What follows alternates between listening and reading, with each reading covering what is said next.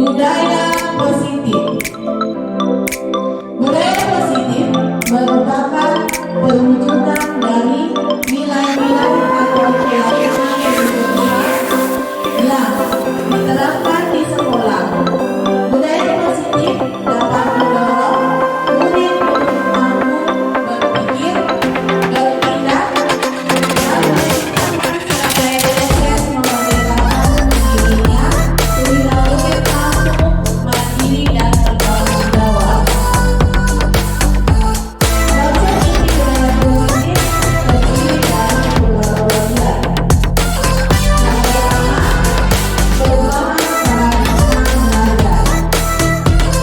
Yang kedua, disiplin positif. Yang ketiga, perubahan dasar manusia. Yang keempat, motivasi perilaku manusia, posisi kontrol dulu. Yang kelima, keyakinan kelas. Dan yang keenam adalah segitiga restitusi. Pembelajaran dengan paradigma baru. Pembelajaran dengan paradigma baru merupakan pembelajaran yang dirancang berdasarkan prinsip pembelajaran berdiferensiasi sehingga para peserta didik belajar sesuai kebutuhannya berdasarkan tahap perkembangan sesuai teori psikologi modern untuk mewujudkan profil pelajar Pancasila. Jadi Bapak dan Ibu, pembelajaran dengan paradigma baru itu dia mengacu pada pendidikan yang sesuai dengan profil pelajar Pancasila. Di dalam profil pelajar Pancasila itu ada beberapa item seperti mandiri, bernalar kritis, kreatif, bergotong royong, berwawasan global, dan beriman dan bertakwa kepada Tuhan Yang Maha Esa. Jadi ini menjadi landasan pembelajaran dengan paradigma baru tersebut karena pembelajarannya mengacu ke profil pelajar Pancasila. Sehingga pembelajaran yang kita wujudkan atau yang kita terapkan itu adalah pembelajaran yang modern yang mengikuti zamannya. Jadi kita tidak sedang pembelajarannya yang lama. Jadi kita sudah mulai merancang pembelajaran yang berdasarkan prinsip berdiferensiasi seperti contoh kita membuat RPP. Kita sekarang ini sudah menggunakan RPP yang berdiferensiasi. Lanjut. Nah, yang kedua adalah disiplin positif. Disiplin positif adalah pembiasaan-pembiasaan hal yang baik mencakup sikap atau perilaku maupun tutur kata oleh seluruh warga di sekolah, terutama bagi murid agar dapat berkembang menjadi pribadi yang kritis, mandiri, dan bertanggung jawab. Sebagai pendidik, tujuan kita adalah menciptakan peserta didik yang memiliki disiplin diri sehingga mereka berperilaku mengacu kepada nilai-nilai kebijakan universal dan memiliki motivasi dalam diri menuju perubahan perilaku ke arah yang lebih baik. Jadi Bapak dan Ibu, disiplin positif ini adalah pembiasaan-pembiasaan hal yang baik. Jadi ketika disiplin positif ini sudah jalan di sekolah kita Bapak dan Ibu, maka kita akan mendapatkan tujuan yang sangat baik. Siswa akan menjadi lebih seperti melaksanakan sebuah kegiatan atau berperilaku itu ya anak-anak bisa menampilkan hal yang baik. Jadi terhindar dari masalah-masalah negatif seperti anak-anak mungkin tidak disiplin waktu, mungkin anak-anaknya suka datang terlambat atau apa. Tapi kalau kita sudah menerapkan disiplin positif tersebut, maka anak-anak itu akan menjadi lebih disiplin. Mungkin datangnya bisa jadi lebih tepat waktu, seperti itu. Nah, tujuan kita adalah menciptakan peserta didik yang memiliki disiplin, yang seperti yang tadi saya katakan, ketika siswa kita disiplin, maka hal-hal tentang pembelajaran yang kita laksanakan di sekolah itu akan berhasil Bapak dan Ibu. Ya, jadi seperti itu untuk disiplin positif. Nah, selanjutnya lagi dari disiplin positif kita ke kebutuhan dasar manusia. Kebutuhan dasar manusia merupakan sesuatu yang kita lakukan untuk mendapatkan apa yang kita inginkan. Seluruh tindakan yang kita lakukan memiliki tujuan. Semua usaha terbaik yang kita lakukan agar kebutuhan dasar kita terpenuhi dengan baik. Jadi, inilah kebutuhan dasar manusia. Kebutuhan dasar merupakan sesuatu yang kita lakukan untuk mendapatkan apa yang kita mau. Banyak sekali kebutuhan dasar manusia. Nanti akan di slide berikutnya akan saya bahas satu persatu. Lanjut. Ya, ini kebutuhan dasar manusia. Yang pertama adalah bertahan hidup.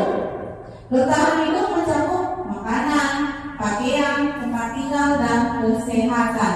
Jadi ini adalah kebutuhan dasar manusia yang pertama. Kita tentu harus makan. Kenapa kita harus makan? Supaya kita bisa bertahan hidup. Kemudian yang kedua adalah pakaian. Kenapa kita membutuhkan pakaian? Agar menutup badan kita, agar kita tidak merasa kedinginan. Coba bayangkan Bapak dan Ibu, kalau Bapak dan Ibu tidak pakai pakaian, bagaimana? Tentu tidak baik kan? Tidak mungkin kita kesana kemari tidak menggunakan pakaian. Nah, itu jadi kebutuhan untuk bertahan hidup. Kemudian tempat tinggal. Bapak dan Ibu tentunya harus memiliki tempat tinggal. Karena manusia kalau dia menginginkan hidup yang nyaman, dia harus memiliki rumah. Kemudian kesehatan. Kalau badan kita sehat, jasmani kita sehat, pasti kehidupan kita akan menjadi lebih baik. Bapak dan Ibu ya. Yang kedua yaitu kebebasan. Kebebasan itu seperti mandiri, memiliki pilihan, mencoba hal baru, dan mampu mengendalikan arah dirinya. Ya, dalam kebebasan ini bukan arti kita bebas seperti apa ya Bapak dan Ibu. Kita juga harus memiliki kontrol diri atas dirinya sendiri. Kita bebas namun harus masih berada di lingkungan hal-hal yang positif. Memberikan sebuah pelajaran, mencontohkan kepada anak itu harus masih berada di lingkungan hal-hal yang positif.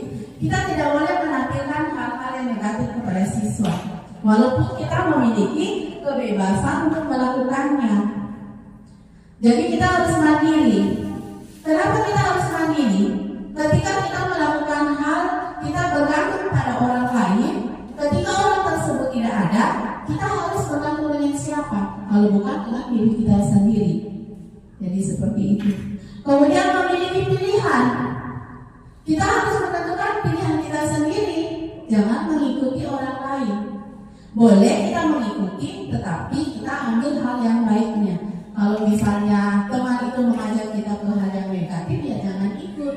Kita harus memiliki pilihan sendiri. Saya harus menjadi guru yang benar. Misalnya contoh, saya mau datang tepat waktu jam 7. Sebelum jam 7 saya sudah sekolah. Jangan, hujan ini, nanti jam 9 tuh. Itu sering terjadi, Bu. Saya bahkan sering juga seperti itu. Tapi dengan saya sadar kalau saya tidak boleh seperti itu, makanya saya berubah. Saya datang lebih awal. Nah, kemudian yang ketiga, kasih sayang dan rasa diterima. Nah, kebutuhan yang dasar manusia yang ketiga ini yang paling penting. Rasa diterima berarti kita seperti contohnya sekarang saya melakukan sosialisasi, saya mendapatkan respon yang sangat baik. Berarti saya diterima, perasaan saya sangat senang. Seperti itu. Kemudian kedua, berbagi. Ilmu yang kita dapatkan, hal-hal yang kita miliki, pengetahuan yang kita dapatkan di luar, tentunya harus kita bagi. Bukan cuma itu, banyak hal-hal yang Contohnya misalnya kita mempunyai, kita lihat orang yang tidak mampu, apa kita bagi, bukan cuma dengan ilmu, tapi semuanya. Hal-hal yang baik yang kita punya kita bagi kepada teman-teman yang lain. Nah, kemudian kerjasama. Kerjasama ini paling penting Bapak dan Ibu. Sebuah kegiatan jika kita tidak bekerja sama, maka tidak akan berhasil. Manusia itu tidak bisa hidup sendiri. Apapun yang mereka lakukan, mereka harus bekerja sama. Tanpa kerjasama, apa yang mereka lakukan pasti akan mengalami halangan, tantangan. Tantangan tersebut, jika kita pecahkan secara bersama-sama, maka akan mendapatkan hasil yang sangat baik sesuai dengan apa yang kita inginkan. Kemudian menjadi bagian dalam kelompok. Iya, ini yang paling penting sekali ya. Jadi ketika kita merasa menjadi bagian dalam kelompok itu dan kita dianggap, tentunya itu kita merasa bahwa kita diterima juga. Jadi perasaan-perasaan seperti ini sangat penting sekali Bapak dan Ibu. Sangat penting. Kasih sayang dan rasa diterima ini sangat penting. Jadi ini adalah kebutuhan dasar manusia yang ketiga. Kemudian yang keempat, penguasaan. Penguasaan mencakup harga diri, keinginan untuk dianggap, memimpin, berprestasi, diakui dan didengar. Ya. Dalam hal penguasaan kita memiliki harga diri. Kita harus menguasai harga diri kita sebagai manusia. Jangan biarkan orang lain merendahkan harga diri kita. Jadi hal apa yang harus kita lakukan? Kita harus menunjukkan kegiatan atau hal-hal positif. Kita harus memperlihatkan hal-hal yang baik, sehingga harga diri kita di mata orang itu baik dan kita akan dihargai. Jangan kita bertindak sebagai guru, misalnya contoh kita memiliki pikiran, saya tidak mau teman saya itu biar saja. Cari sendiri, jangan. Senantiasa kita harus berbagi ya. Kemudian keinginan untuk dianggap itu sama. Aduh, saya dalam organisasi, saya berpendapat tidak diizinkan, berarti saya tidak dianggap dengan teman-teman. Itu kita butuhkan Ibu. Kita harus dianggap setiap pendapat yang kita utarakan itu, supaya teman-teman yang lain bisa menghargai itu sangat kita butuhkan sekali dalam kehidupan kita sebagai manusia. Kemudian berprestasi, diakui dan didengar. Berprestasi sudah tentu kita sebagai manusia harus dibutuhkan, sangat membutuhkan ya, sangat membutuhkan. Kita berprestasi untuk menunjang karir kita ke depan. Jadi seperti itu. Jika kita stuck, contohnya seperti mendaftar CDP. Ayo pada Ibu, kalau kita sudah mendaftar dapat sertifikat, kita pasti berprestasi. Jadi dengan kita berprestasi, kita bisa mengangkat derajat diri kita, sehingga kita mempunyai penguasaan dalam diri. Seperti itu. Kemudian lanjut, diakui dan didengar. Sangat butuh sekali. Percuma kita bicara kalau tidak didengar. Jadi kalau kita berprestasi, kita bisa menyampaikan materi kepada teman-teman, kita didengarkan oleh teman, dan teman mengikuti apa yang kita lakukan. Itu sangat luar biasa Bapak dan Ibu. Jadi kita harus menerapkannya. Nah, yang terakhir adalah kesenangan. Ini yang paling utama. Kenapa? Kebutuhan manusia, kebutuhan dasar manusia ini dengan kesenangan bisa mengontrol pikiran kita. Seperti bermain, humor, antusias dan tertawa. Ada orang mengatakan, teman-teman saya kemarin mengatakan, ayo kita tertawa dulu supaya stres kita hilang. Dan memang benar-benar bisa membantu ketika kita lelah capek banyak tugas. Mari kita tahu saja sejenak, pasti bebannya pasti akan hilang. Bermain sekali-sekali, tidak masalah kita bermain. Misalnya kita stres di kelas, kita keluar, kita bermain dengan anak-anak. Lakukan hal-hal, jangan Coba Bapak dan Ibu lakukan, pasti Bapak dan Ibu akan merasakan perasaan yang sangat senang. Karena itu merupakan kebutuhan dasar kita sebagai manusia. Kemudian antusias. Segala hal yang kita lakukan, kalau kita antusias, semangat, pasti apa yang kita lakukan akan berhasil dan berdampak pada orang lain. Kalau kita cuma diam saja, duduk manis, tanpa melakukan sesuatu, sementara teman lain kita sudah bergerak, kita tidak memiliki semangat. Nah, itu tidak baik Bapak dan Ibu. Jadi kita harus menumbuhkan hal tersebut sehingga kelima kebutuhan dasar manusia ini bisa terpenuhi. Jadi harus ya Bapak dan Ibu, kali ini adalah kebutuhan dasar kita. Benar sekali. Jadi kita harus melakukan hal-hal yang baik, yang bagus, agar kehidupan kita itu bisa bermanfaat. Kita juga jadi manusia, kehidupan kita itu bisa lebih baik dari sebelumnya. Next. Nah, selanjutnya adalah motivasi perilaku manusia. Hukuman tidak terencana, tiba-tiba, murid tidak tahu apa yang akan terjadi, bersifat satu arah, berupa hukuman fisik atau psikis. Yang kedua, konsekuensi terencana disepakati murid, tetap dibuat tidak nyaman, sikap buruk selalu memonitor murid. Dan yang terakhir adalah restitusi, proses menciptakan kondisi bagi murid untuk memperbaiki kesalahan proses kolaboratif yang mengajarkan murid untuk mencari solusi. Nah, motivasi perilaku manusia, ini motivasi berupa hukuman. Hukuman itu biasanya tidak terencana. Misalnya kalau kita menangani kasus siswa, itu tidak terencana. Dia merupakan satu arah berupa hukuman fisik atau psikis. Nah, hukuman seperti ini akan menimbulkan hal positif dan menimbulkan hal negatif.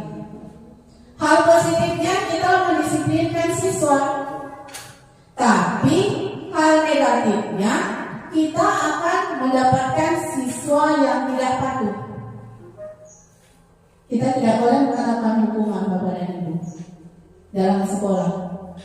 Karena siswa tersebut jika kita hukum, apalagi sampai kita hukum fisiknya, dia akan menjadi siswa yang membangkang, tidak mendengarkan. Karena kenapa? Rasa emosinya dia pendam. Kemudian tidak bisa dia salurkan. Makanya dia akan berbuat hal-hal yang tidak baik. Contohnya seperti dia mungkin akan mengganggu temannya. Setiap kita memberikan peringatan, dia pasti akan ini.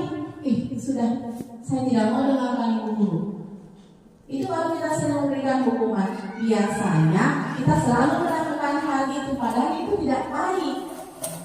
Itu akan menambah siswa tersebut dia menjadi nakal. Karena dia memendam, dia tidak bisa membalas guru itu. Nah, itu dampak negatifnya. Nah, kemudian konsekuensi terencana disepakati murid, tetap dibuat tidak nyaman jika guru selalu meminta murid. Ini konsekuensi dari hukumannya. Biasanya kita tekankan. Contoh, anak tersebut tidak pernah kerjakan tugas. Setiap tugas tidak pernah buat. Di kelas tidak pernah belajar. Temannya belajar, dia keluar. Iya, dia keluar. Entah di kantin, entah dia ke kelas lain. Pokoknya dia tidak mau dalam kelas. Nah, kita berikan hukuman kepada dia. Bu, sini. Ibu hukum. Silakan kamu dari sini jangan ke sana. Nah, hal-hal itu Bapak dan Ibu dapat menimbulkan hal negatif juga. Kita tidak boleh membuat anak tersebut merasa malu di depan teman-temannya seperti hukum. Ternyata kita salah selama ini. Kemudian selanjutnya restitusi. Nah, restitusi inilah yang kita gunakan untuk bisa memecahkan masalahnya anak sehingga kita dapat menyelesaikan permasalahan anak tersebut dengan cara proses menciptakan kondisi bagi murid untuk memperbaiki kesalahan. Ya, jadi kesalahan-kesalahannya itu kita perbaiki. Apa yang menjadi penyebabnya dia seperti itu? Kenapa dia seperti itu? Hal apa yang membuat kamu seperti itu? Di situ di restitusi ini kita akan mendapatkan pemecahannya. Proses kolaboratif yang mengajarkan murid untuk mencari solusi sendiri. Nanti di materi berikutnya akan saya bahas. Next. Ya, kita ke posisi kontrol guru. Ini dari yang tadi, ini ada prosesnya. Yang pertama, penghukuman. Wah, ini pasti. Saya juga pernah mengalaminya, saya juga pernah melakukannya. Ternyata kita salah Bapak dan Ibu. Kita tidak boleh menghukum siswa seperti ini, bawa kayu. Aduh, saya ada kayu di kelas ini. Sebenarnya tidak boleh ya. Kita menghukum langsung, tidak boleh. Kita boleh menghukum siswa, tapi misalnya contoh ada anak, 2 orang anak yang sedang berkelahi, contohnya. Biasanya selama ini kita langsung, hei kamu, kenapa berkelahi ini, kamu ini. Sementara di belakang itu banyak temannya. Ternyata Bapak dan Ibu, kita tidak boleh melakukan hal tersebut. Kita panggil anak itu, kita bawa di ruangan yang tertutup, di situ kita tanya baik-baik. Kalau kita langsung hukum, konsekuensinya kita akan mendapatkan anak yang tidak, maksudnya dia tidak akan mendengarkan kita lagi. Dia akan menjadi anak yang pembangkang kalau kita langsung menghukumnya. Nah, kemudian posisi guru yang kedua adalah pembuat merasa bersalah. Nah, ini yang paling Ini juga paling penting. Kenapa? Pembuat merasa bersalah. Contohnya seperti kemarin kita sudah memberikan tugas kepada siswa. Nah, tolong ya nanti besok kelasnya dibersihkan, sapu, kasih bersih supaya kelasnya nyaman. Nah, kemudian dia tidak melakukannya. Bahkan kemarin itu kita sudah menekankan kepada siswa, ayo nak, minta tolong ibu, besok dibersihkan kelasnya. Pada hari hanya dia tidak melakukannya. Kira-kira Bapak dan Ibu pernah tidak mengalami kasus seperti ini? Misalnya contoh Bapak dan Ibu sudah berpesan kemarin-kemarinnya, tapi anak tersebut tidak melakukannya. Coba Bapak dan Ibu, kalimatnya Bapak dan Ibu ketika, maksudnya bukan memarah ya, ketika anak tersebut tidak melakukannya, seperti apa tadi kata-katanya Ibu kepada siswa? Bapak dan Ibu, siapa yang bisa bantu saya jawab? Ibu Kade, Ibu Heni. Misalnya teman-teman kemarin sudah dipesan, bersihkan kelas ini nak, kemudian besoknya, misalnya hari ini dia tidak lakukan. Seperti apa Bapak dan Ibu misalnya menegur anak tersebut? Tanya Bu, kenapa tidak membersihkan gelas yang sudah Ibu tugaskan kemarin? Iya. Kenapa kamu tidak membersihkan kelas yang sudah Ibu tugaskan kemarin? Mimiknya kan, kenapa tidak dikerjain Bu? Kenapa tidak dikerjain? Nah, ada emosinya sedikit. Hal tersebut Bapak Ibu tidak diperbolehkan. Jadi itulah posisi kontrolnya kita. Kita harus kontrol. Tidak boleh kita seperti itu. Kita harus menanyai murid itu dengan rasa yang halus, dengan kita sebagai teman. Kenapa kamu tidak kerja nak? Padahal kemarin kan kamu sudah janji dengan ibu, kamu tidak kasihan sama ibu. Itu bahasanya kita membuat merasa bersalah. Jadi anak tersebut akan mempunyai, ibu kemarin sudah dipesan bu guru, kenapa saya tidak kerja? Jadi dia akan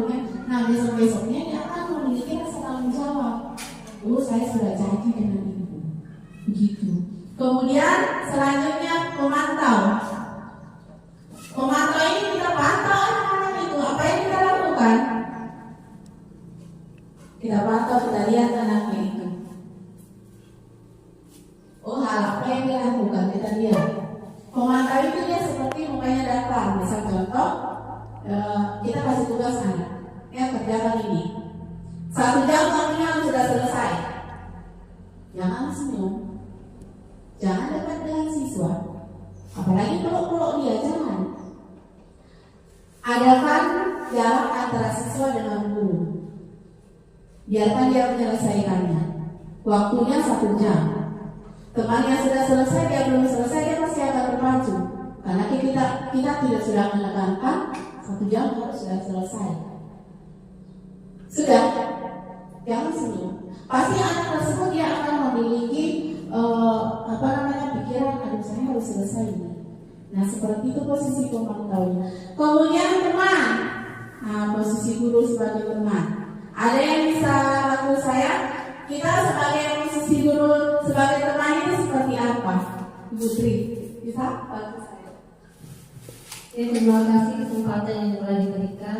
Menurut saya, posisi kontrol guru sebagai teman itu yaitu kita menganggap siswa itu sebagai teman, tidak ada halangan atau tidak ada batasan antara guru dan teman.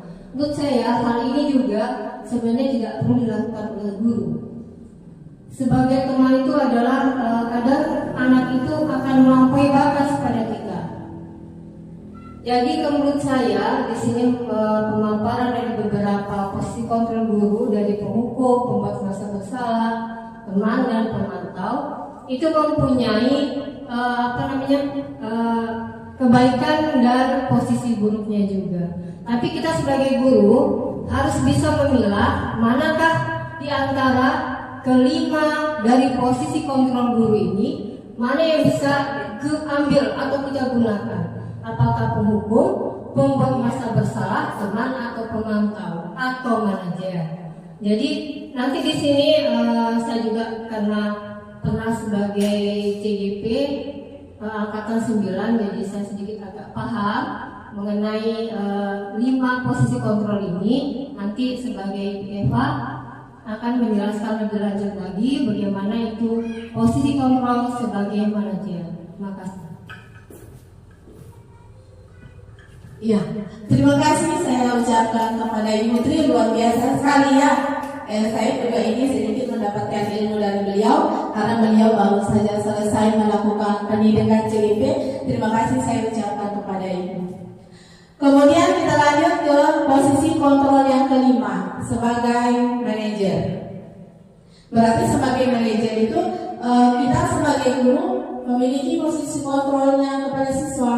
Misalnya setiap permasalahan kita tanya, Marina, bisa juga kita melakukan penyelesaiannya. Misalnya contoh duduk, Marina kita duduk santai. Kenapa tadi nak? Apa masalahnya? Seperti ini posisi kita sebagai manajer. Kita tidak memarahi, kita tidak menghukum, kita tidak membuat dia merasa bersalah, kita juga tidak jadi temannya, kita juga tidak jadi pemantau, kita menjadi orang yang bisa menyelesaikan masalahnya itu. Kita saling tahu. Seperti itu posisi sebagai manajer. Ya, lanjut. Ya, ini adalah contoh-contoh kasus atau bahasa-bahasa yang kita gunakan setiap hari, seperti yang saya sudah paparkan tadi. Penghukum, suara keras dan tinggi, mata melotot dan menunjuk-nunjuk. Kau ini berkelahi saja kerjamu, sambil kita bertolak pinggang. Lihat hasilnya Bapak dan Ibu. Murid akan menendang atau sifat agresif. Dia akan dendam dengan kita. Saya juga Ibu, saya tidak pungkiri, kemarin saya sebelum masuk jadi calon guru penggerak, saya tidak tahu bahwa hal yang saya lakukan ini salah. Ternyata Bapak dan Ibu menghukum seperti ini ternyata salah. Kita tidak boleh keras, ya kan, Ibu Tri? Ya, kita tidak boleh. Kemudian kedua, Pembuat rasa bersalah, nada lesu, memelas seperti yang saya contohkan tadi, saya memaparkan tadi. Hasilnya murid akan merasa bersalah telah mengecewakan hal ini. Ini lebih bahaya dari penghukuman sebenarnya. Di dalam hatinya itu pasti, walaupun besoknya dia sedang mengerjakannya, tapi dalam hatinya dia merasakan hal yang emosinya kayak dari pendam. Ini lebih bahaya dari menghukum, membuat rasa bersalah ini. Nah, kemudian teman, nada suara ramah, akrab dan bercanda. Hasilnya murid akan merasa senang dan akrab dengan guru. Hal ini bisa berdampak positif dan juga berdampak negatif seperti yang disampaikan Ibu Tri tadi. Nah, di sini Bapak dan Ibu, kita sebagai guru, kita harus memberikan batasan kepada siswa, guru, murid, agar murid itu merasa bahwa dirinya, kita sudah tegaskan, kalau kita membiarkan murid itu di posisinya kita sebagai teman, maka murid itu tidak akan punya rasa hormat kepada kita. Sampai anak itu dia berani minta maaf duduk di bangkuannya kita. Itu kan sudah tidak, maksudnya bukan lagi ranahnya guru dengan siswa. Tidak boleh. Kita harus beri batasan kepada anak tersebut. Kemudian sebagai pemantau, seperti yang saya sampaikan tadi, nada suara datar, bahasa tubuh yang formal, hasil memahami konsekuensi yang harus dijalankan. Situasi ini membuat siswa tidak nyaman. Tidak nyaman dia, tapi selesai. Pekerjaannya selesai. Biasa saya dapat di kelas itu, apalagi saya guru kelas 1, ketika diberikan tugas, Bu, boleh kerja di rumah. Nah, kalau kita sebagai posisi kita sebagai pemantau, kita berikan waktu jangan, harus selesai hari ini juga. Kita harus tegaskan kepada siswa. Walaupun dia merasa tidak nyaman, tapi seperti itulah kita harus menekankannya agar tugas yang kita berikan itu berhasil. Jadi seperti itu. Kemudian manajer, nada suara tulus, bahasa tubuh tidak kaku, mendekat ke murid. Kita mendekat ke murid supaya muridnya itu, misalnya contoh kita dapatkan kasus mungkin merundung temannya, atau ada istilahnya pajak-pajak, ambil uang temannya. Nah, di sini posisi kita sebagai manajer itu kita melakukan pendekatan. Kita tanya, apa masalahnya? Kenapa kamu melakukan hal tersebut? Kita cari solusinya sama-sama supaya permasalahannya, hasilnya murid akan mendapatkan solusi dari setiap permasalahannya. Ketika kita menjadi seorang manajer, kita bisa mengarahkan murid karena kita sudah tanya, kita sama-sama cari solusi permasalahannya, maka permasalahan yang dihadapi oleh anak-anak tersebut bisa selesai dan mendapatkan jalan keluarnya. Nah, di sini posisi kontrol apakah aku? Yang pertama, saya kecewa sekali dengan kamu. Posisi kontrol apa yang Bapak dan Ibu? Saya kecewa sekali dengan kamu. Hei, saya kecewa dengan kamu, nak. Kenapa? Membuat rasa bersalah. Kemudian kedua, kamu tidak benar-benar melakukannya sekarang. Keliling lapangan 3 kali. Proses apa ini? Ya? Ya, betul. Penghukuman. Kemudian yang ketiga, kira-kira bagaimana kamu akan memperbaiki masalah ini? Posisi kontrol apa saya? Ya? Sebagai manajer. Kemudian yang keempat, ayo lakukan demi Bapak dan Ibu. Posisi apa ini? Sebagai apa? Sebagai pemantau. Nanti di belakangnya kita akan lihat jawaban yang benar atau tidak ya. Kemudian yang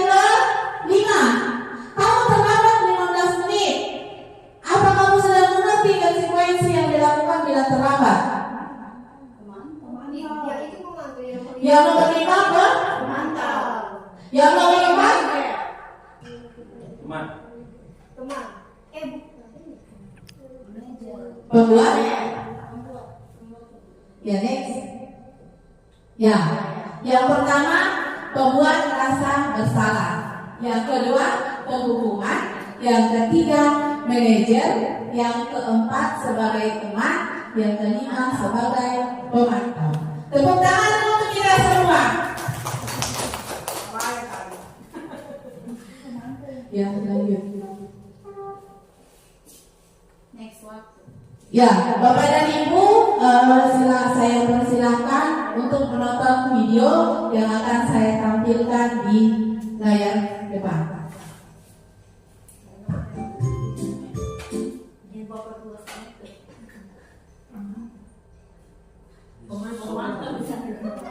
Suara. Ya, bukan deh. Sana dua orang sana mantap sana dua orang. Tidak kan videonya yang tadi di OpenDB ya. Nggak pernah nonton. Itu baru nanti dipotong di sini.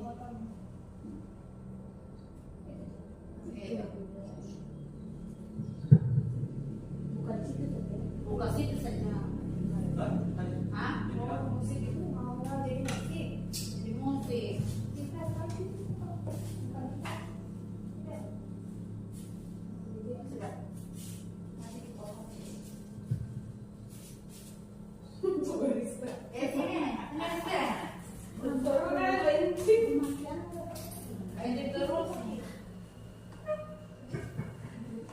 Mana kamu begini?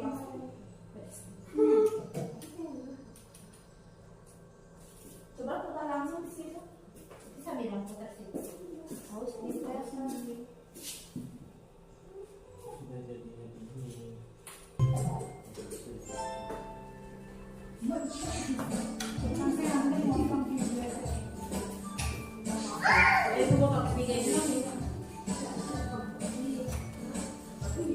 Halo, Bapak Ibu Guru calon guru penggerak.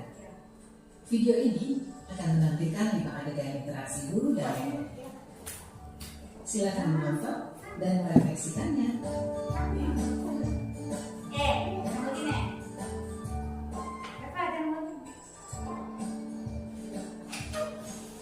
Pagi anak-anak, silakan PR mari beri dan diletakkan di meja.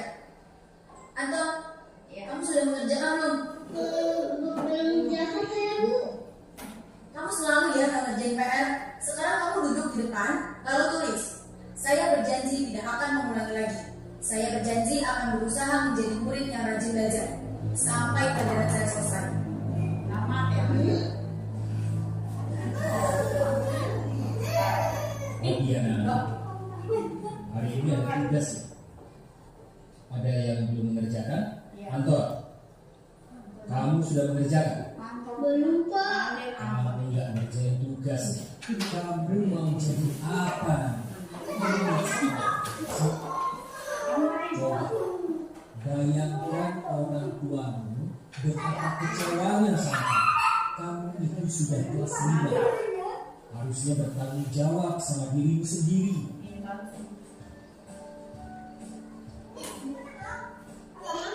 Saya terlambat. Ya udah, nanti jangan diulangi lagi ya. Kalau kamu rajin, Ibu senang lihatnya. Ya, lain kali tepat waktu ya masuknya. Tas dulu dong. Kita kan teman. Wah, jadi kelakuan tadi apa ya? Ulangi lagi, Kamu kok nggak pakai baju olahraga? Bapak catat kamu sudah 3 kali loh nggak ikut olahraga bulan ini. Ya, Pak. 3 kali berarti saya dapat sanksi, Pak.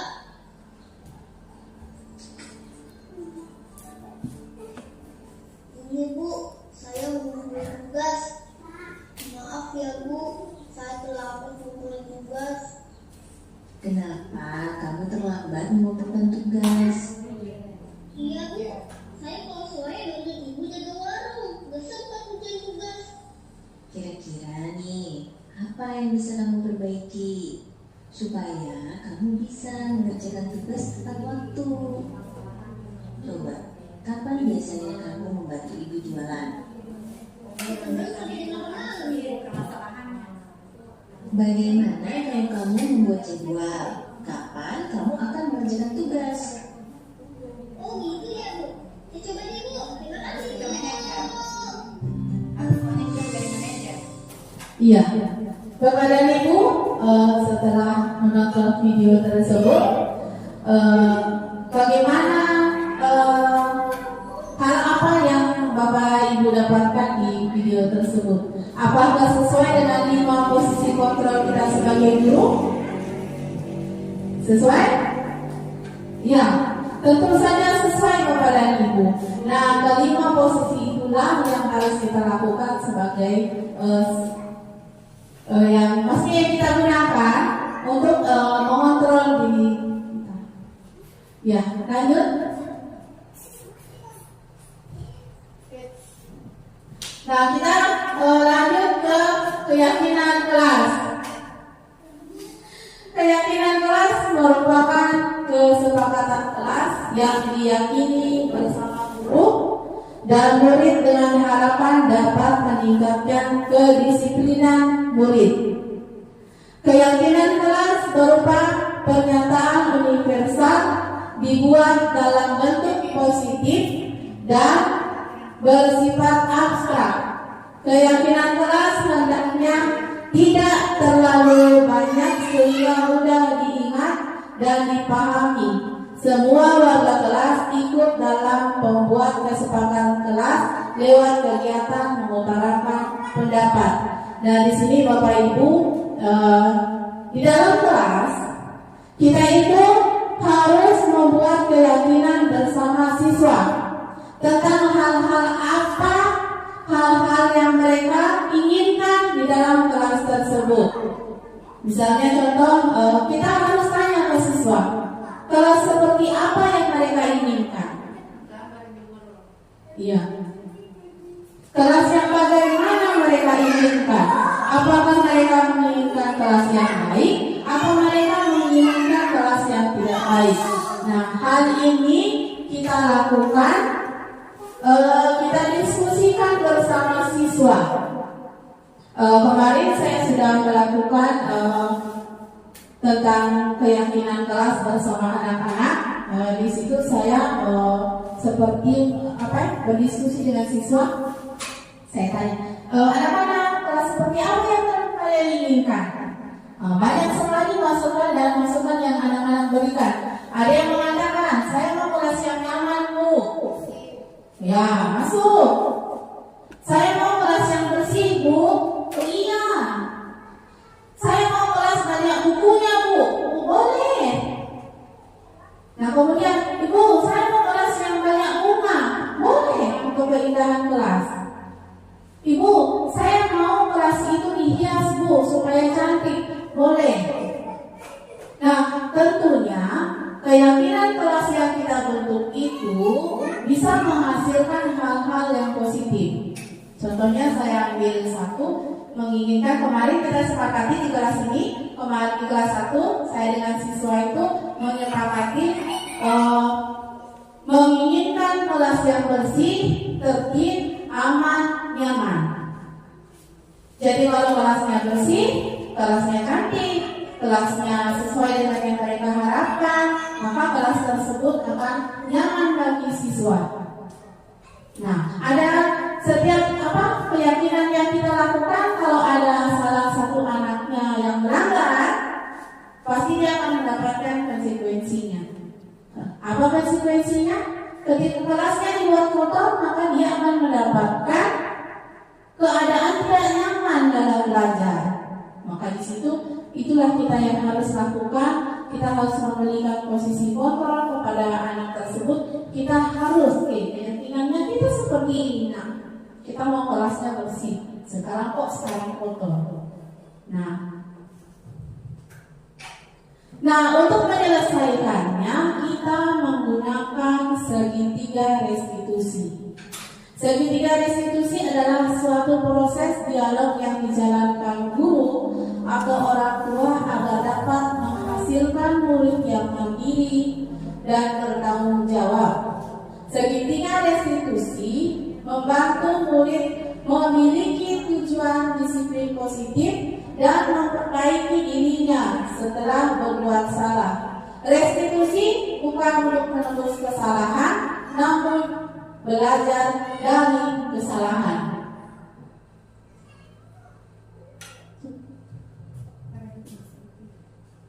Ya, yang pertama adalah dari segitiga restitusi. Yang pertama adalah menstabilkan identitas.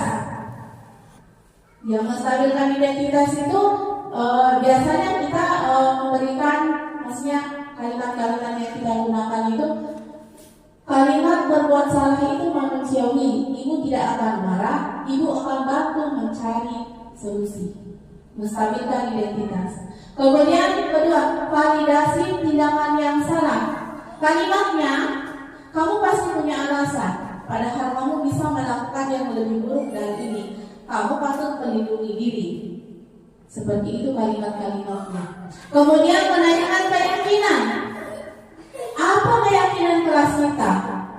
Nilai yang telah disepakati. Seperti apa gambaran kelas yang kamu inginkan? Kamu mau jadi orang seperti apa? Itu yang kita gunakan untuk membuat untuk kita menentukan keyakinan kelas kita.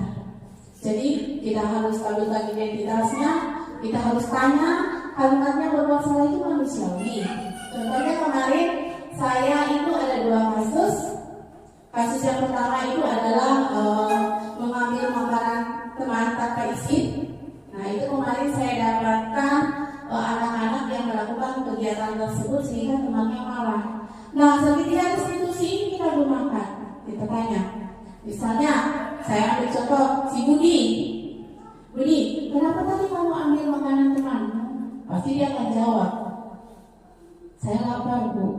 Kamu tahu kan kalau mengambil makanan teman tanpa permisi itu salah? Dia bilang, iya, Bu. Apa alasannya sampai kamu begitu? Saya tadi di rumah belum sempat makan, Bu, makanya saya ambil makanan temannya. Kira-kira hal yang kamu lakukan itu salah tidak? Dia bilang salah. Ya, kamu boleh melakukan seperti itu, tapi ada tapinya. Minta izinlah dulu kepada teman tersebut. Jika teman yang memberikan boleh, jika tidak, jangan. Nah, sekarang kita bantu murid cari solusinya. Kenapa kamu seperti itu? Dengan cara memperbaiki dirinya. Nah, misalnya dia lambat bangun, jadi tidak sempat sarapan. Nah, kita kasih tahu murid tersebut, mulai besok bangun lebih awal supaya sempat sarapan. Jadi sampai di sekolah kamu tidak lambat. Jadi kamu punya kesempatan sehingga hal mengambil makanan teman itu tidak terjadi lagi. Maka siswa tersebut akan mendapatkan penyelesaian dari permasalahan yang dia alami. Terima kasih. Jadi Bapak dan Ibu, sekian pemaparan tentang budaya positif yang saya lakukan hari ini. Lebih dan kurangnya saya mohon maaf. Saya akhiri. Wassalamualaikum warahmatullahi wabarakatuh. Selamat siang. Om Santi Santi Santi Om.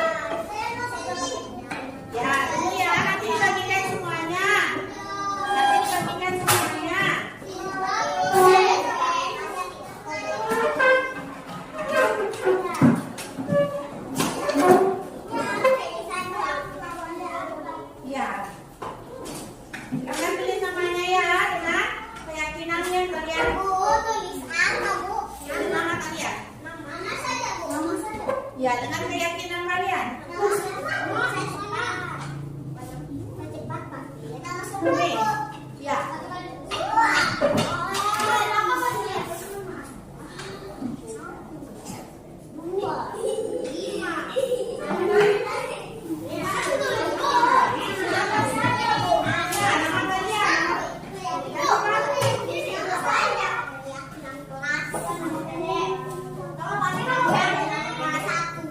Oke.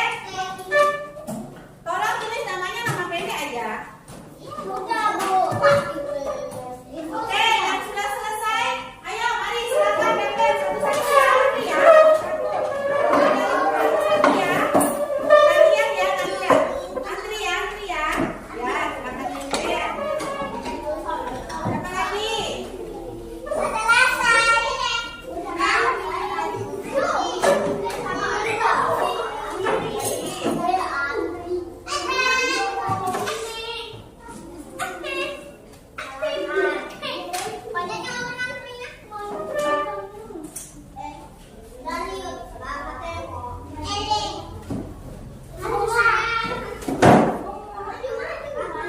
Ya, silakan duduk kembali yang sudah, nak.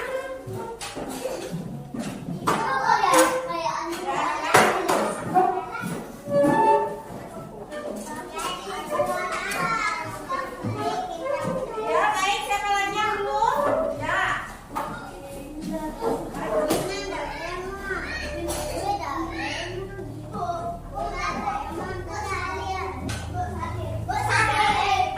Ya, silakan kembali dulu semua ya.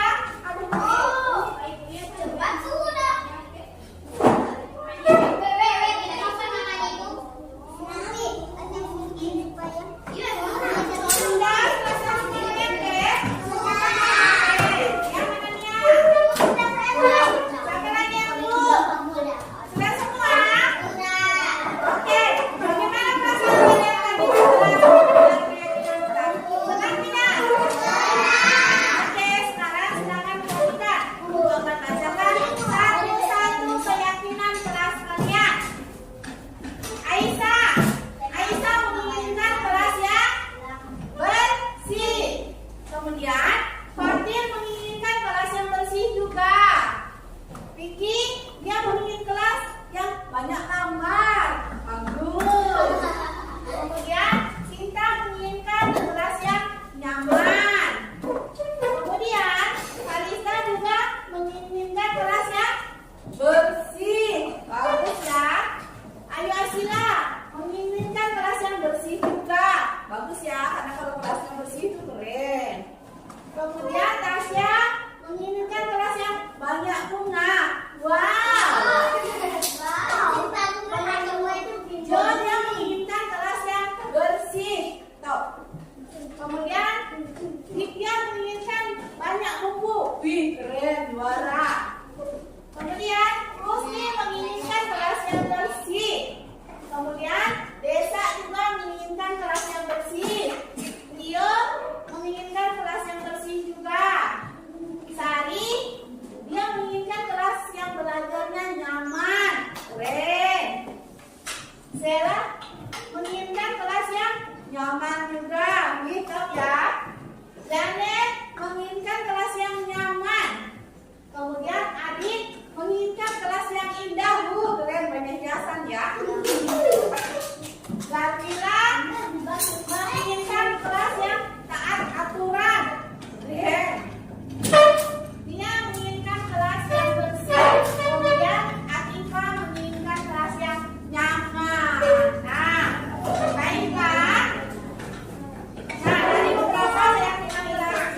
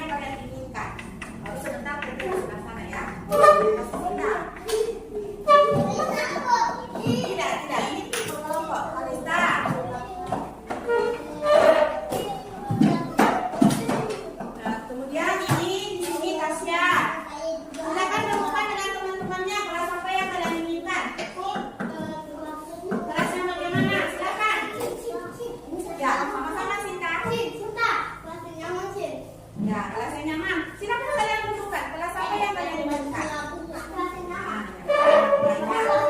Silakan tentukan kelas seperti apa yang kalian inginkan. Kelas seperti apa yang kalian inginkan?